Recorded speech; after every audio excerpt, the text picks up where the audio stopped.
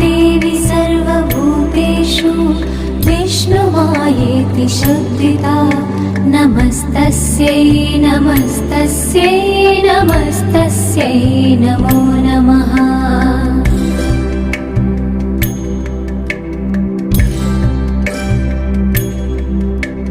या देवी सर्वभूतेषु चेतनेत्यभिधीयते नमस्तस्यै नमस्तस्यै नमस्तस्यै नमो नमः।